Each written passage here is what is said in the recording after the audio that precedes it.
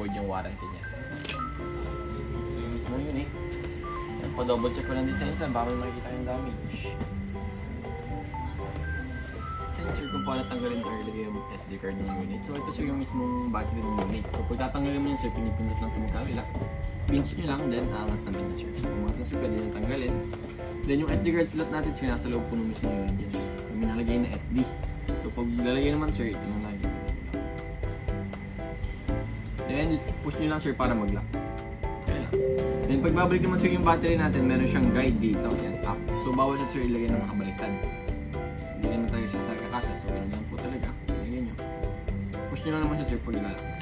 And power button. So kung bubuhay naman sa yung unit, isang pindot lang.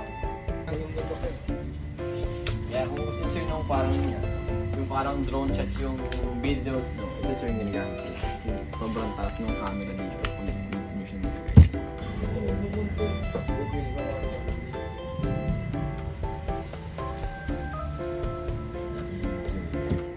Then ito sir is 360 na yan. So ito naman sir, paikot na rin yan. So makikita nyo na.